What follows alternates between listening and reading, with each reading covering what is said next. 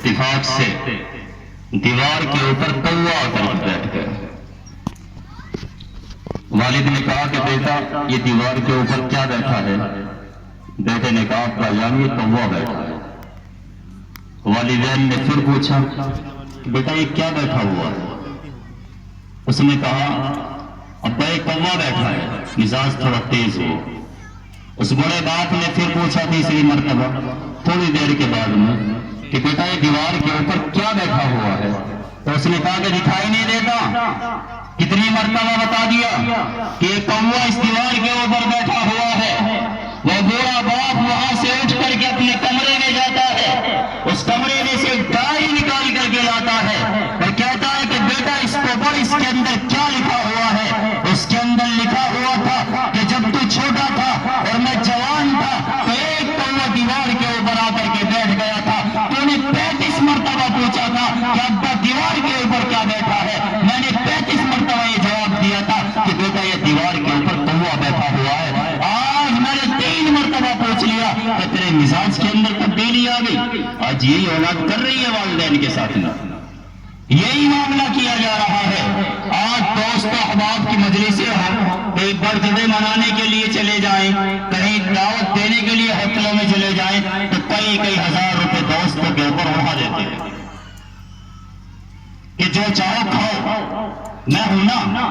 دوستوں سے کہتے ہیں کہ میں ہوں، جس چیز کی تمہیں خواہش ہے کھاؤ پیو مزے لو، لیکن گھر کے اندر بوڑھے ماں باپ موجود ہیں، بیماری کے اندر مبتلا ہے، بیٹے سے پوچھ لیں کہ بیٹا 1000 روپے دے دے، دوائی لے کر کے آنی ہے، تو وہی بیٹا جو بازاروں میں کھڑے ہو کر کے، دکانوں پر کھڑے ہو کر کے اپنے دوست و احباب کے اوپر کئی ہزار روپے لٹا دیتا ہے اور دل کے اوپر کوئی اثر نہیں ہوتا، وہی بیٹا پلٹ کر کے جواب دیتا ہے کہ میں اپنے خرچے پورے کروں یا تمہاری دوائیوں کا انتظام کروں۔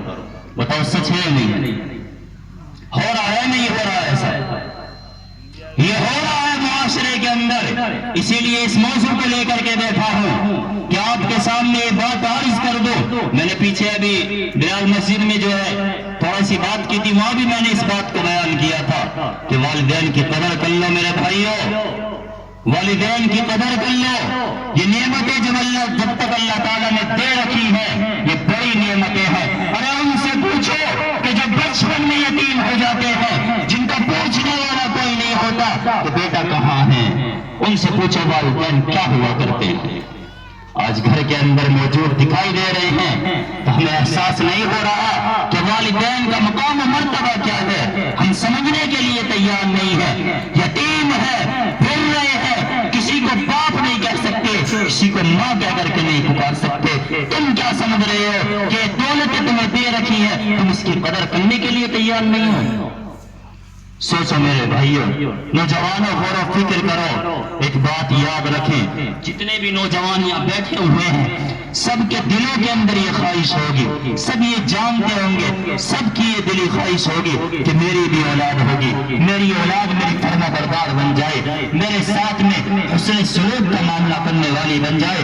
آج ابھی بچے اتنے سے ہیں، ان کے لیے ہم یہ کوششیں کر رہے ہیں کہ میرا بچہ بڑا انجینئر بن جائے، بڑا ڈاکٹر بن جائے، بڑا کاروباری بن جائے، تاکہ جب میں بڑا ہو جاؤں تو یہی بچہ میری دیکھ بھال کرنے والا بن جائے۔ تمہارے والدین کو بھی تم سے یہی توقع ہے کہ تم بھی ان کی ایسی خدمت کرو جیسے تم اپنی اولاد سے امیدیں لگا کر کے بیٹھے ہوئے ہو۔ یاد رکھنا یہ ایک ایسی چیز ہے، اگر تم نے اپنے والدین کی قدر نہیں کی تو خدا کی قسم تمہاری اولاد تمہاری قدر نہیں کرے گی۔ لکھ لینا اس بات کو، یہ حقیقت بیان کر رہا ہوں تمہارے سامنے کہ اگر تم نے اپنے والدین کی جو قدر و قیمت نہیں کی، ان کے ساتھ میں حسن سلوک کا معاملہ نہیں کیا ہے تو تمہاری اولاد تمہارے ساتھ میں حسن سلوک کا معاملہ نہیں کر سکتی۔ لکھ کر کے رکھ لینا اس بات کو۔ کئی واقعات کتابوں کے اندر موجود ہے کہ جنہوں نے اپنے باپ کے ساتھ میں جو ہے، اپنی ماں کے ساتھ میں جو ہے حسن زن کا معاملہ نہیں کیا ہے، حسن سلوک کا معاملہ نہیں کیا ہے، ان کی اولاد نے ان کی قدر نہیں کی ہے۔ مفتی شبیر صاحب برکاتہم العالیہ اپنی کتاب انوار ہدایت کے اندر واقعہ لکھتے ہیں کہ ایک شخص تھا